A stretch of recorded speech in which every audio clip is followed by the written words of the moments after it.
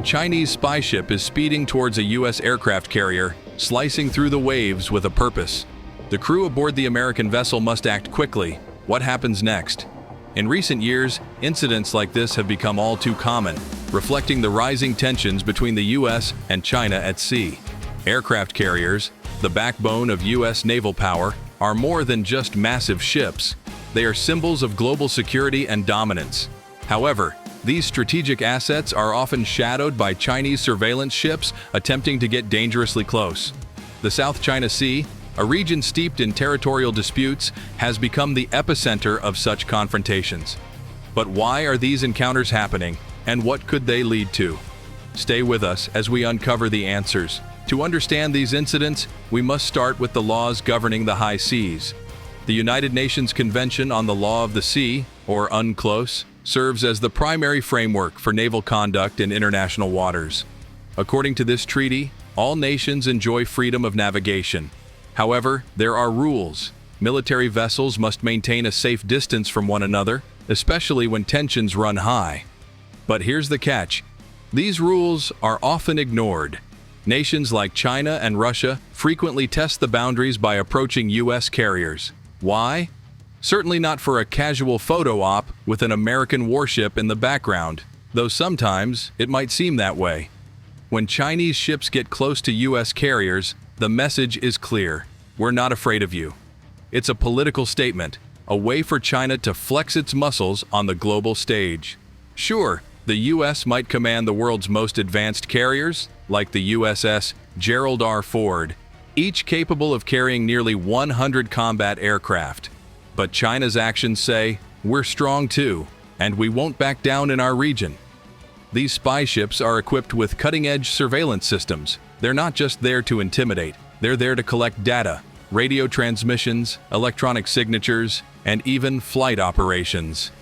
Every maneuver, takeoff, and landing is meticulously recorded, giving China a wealth of information about U.S. capabilities. The South China Sea is where most of these incidents occur. Why? Because China claims this vast maritime area as its own, citing an outdated territorial concept known as the Nine-Dash Line.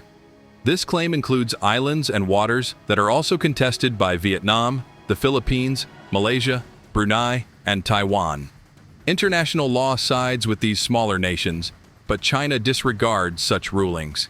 Since 2013, China has ramped up efforts to assert control over the region. It has built artificial islands, transforming them into military bases with airfields and ports. These actions have triggered confrontations with neighboring countries, such as when Chinese and Vietnamese ships clashed over an oil platform in 2014, or when Malaysia faced aggressive patrols during an oil exploration mission in 2020. For the U.S., the stakes are enormous. The South China Sea is one of the world's busiest trade routes, with nearly 30% of global maritime trade passing through its waters. Whoever controls this region holds the keys to trillions of dollars in economic activity. Beyond that, the area is rich in untapped resources: 11 billion barrels of oil and 190 trillion cubic feet of natural gas. But there's more to it than just trade or resources. For the U.S., standing up to China is about maintaining the world order. If the U.S. wishes to remain the global leader, it must challenge any nation that seeks to disrupt the balance of power. So, what happens when a Chinese spy ship closes in on a U.S. aircraft carrier? The answer depends on how each side interprets the situation. For the U.S., the priority is de-escalation without compromising security. Fighter jets might be launched as a show of force. Radar systems would go on high alert, and the carrier's escort ships would take defensive positions. For China, the goal is to collect intelligence and showcase dominance without triggering outright conflict. But as history has shown, miscalculations can escalate quickly. These confrontations are not just about ships and carriers. They're about two superpowers vying for influence in one of the world's most contested regions. Every maneuver, every provocation, adds fuel to an already volatile situation. The question is, how long can these encounters remain controlled before something snaps? As the US and China continue to navigate this high-stakes game of cat and mouse, one thing is certain. What happens on the waters of the South China Sea will have ripple effects across the globe. Russia, China, or Iran. These are just some of the reasons why the U.S. frequently sends its aircraft carriers to patrol the South China Sea. These missions often include joint exercises with regional allies like Taiwan, the Philippines, or Vietnam. But here's the thing. The White House fully understands that deploying carriers in these waters will always attract unwanted attention from China. Sometimes that attention borders on outright harassment. Think of it like this. You're on a plane, reading something on your tablet, and the person next to you isn't just glancing. They're blatantly leaning over, invading your space. So, how does the U.S. Navy handle these tense encounters when a Chinese spy ship approaches an American aircraft carrier?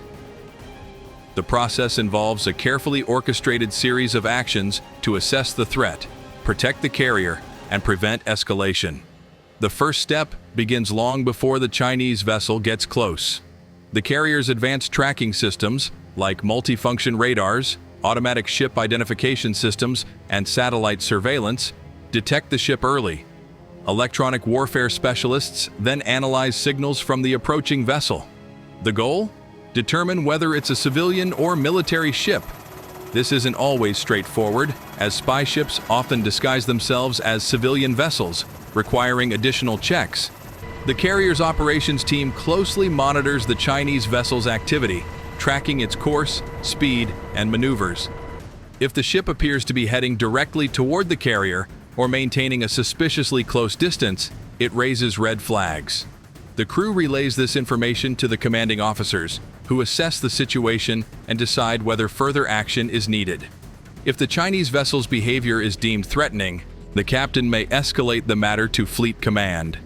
In serious situations, a general quarters alert is issued, signaling the crew to battle stations. This increases readiness to Condition 2, heightened alert without immediate combat engagement. Anti-air and electronic warfare teams then activate systems to suppress any attempts at intercepting communications or collecting data. Jamming systems are deployed to ensure the carrier remains secure. As the Chinese ship approaches within a critical distance, usually around 12 nautical miles, 22 kilometers or 14 miles, carrier-based aircraft like F/A-18 Hornets, F-35s, and helicopters are launched. These aircraft conduct flyovers, capturing photos and videos of the vessel for intelligence purposes. Meanwhile, the carrier crew establishes communication with the Chinese ship through international channels, delivering a clear warning. Chinese military vessel, this is the U.S. aircraft carrier, USS Gerald R. Ford. According to international maritime law and the United Nations Convention on the Law of the Sea, you are required to maintain a safe distance and not interfere with our operations. Any further approach will be considered a violation of international rules. Immediately alter your course and increase the distance. Please acknowledge this message. Over. This communication serves both as a warning and a reminder of international obligations. To reinforce the warning, the carrier's air support continues shadowing the Chinese ship, showcasing U.S. readiness to defend the carrier if necessary.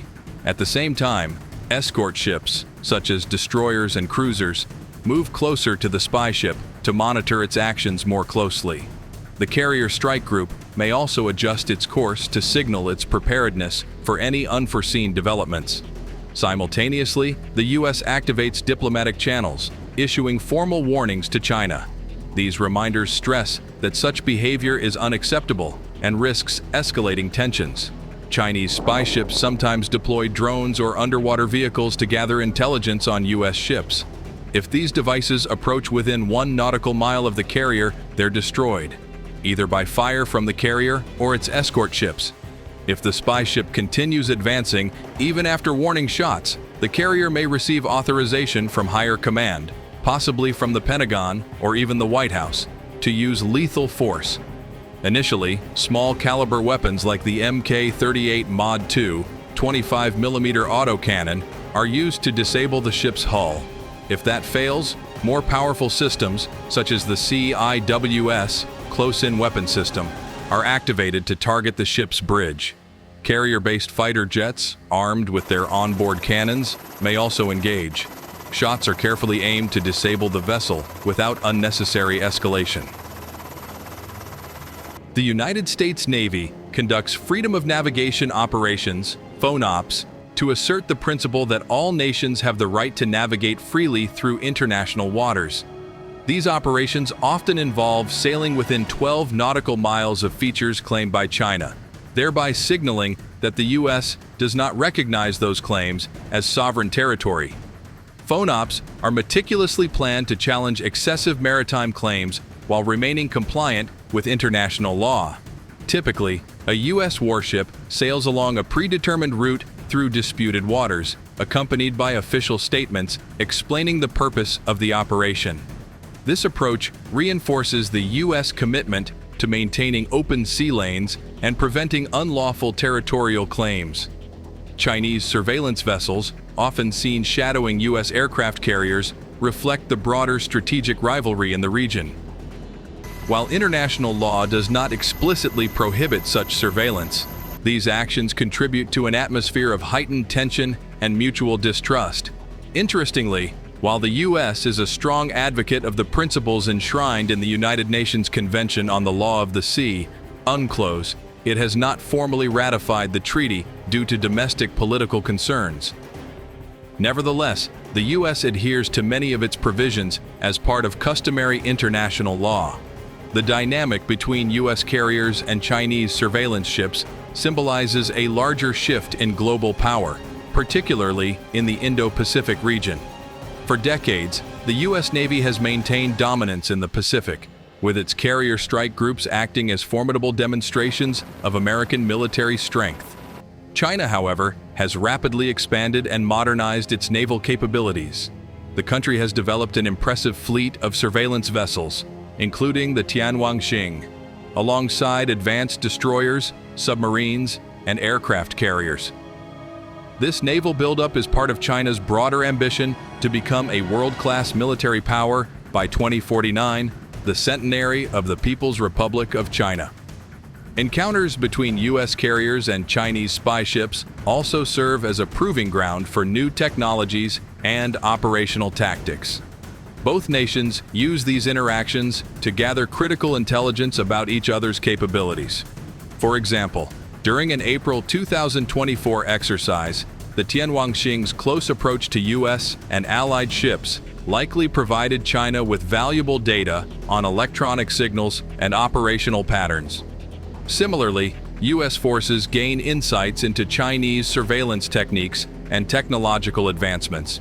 These maritime encounters highlight the ongoing strategic rivalry between the United States and China in the Indo-Pacific. They underscore not just tactical maneuvers, but also the broader contest for influence and power in a region that is becoming the focal point of global geopolitics. As both nations continue to modernize their forces and refine their strategies, the stakes in these interactions remain high, not just for the immediate players, but for the future of international norms and regional stability. The frequency and nature of maritime encounters between the U.S. and China are likely to shape the future of naval strategy and international maritime law. As China continues asserting its claims and the U.S. works to maintain its influence, the potential for miscalculation or escalation remains a constant concern. Efforts to reduce tensions through de-escalation and confidence-building measures are essential. For example, initiatives like the Code for Unplanned Encounters at Sea, (CUES), agreed upon by Pacific nations, including the U.S. and China, establish protocols for communication and conduct during unexpected ship meetings. However, the effectiveness of such measures in high-stakes situations is still uncertain. In addition, the U.S. and China have established the Military Maritime Consultative Agreement, MMCA, to address maritime safety issues. While these dialogues have had limited success in easing tensions, they serve as vital communication channels between the two navies. Ultimately, these encounters reflect the broader strategic competition between the world's two largest powers, played out on the vast stage of the Pacific Ocean. The outcome of this competition will profoundly impact the global order and the balance of power in the 21st century. The ongoing encounters between U.S. Navy carrier groups and Chinese surveillance ships in the Pacific exemplify the evolving nature of maritime strategy and international relations.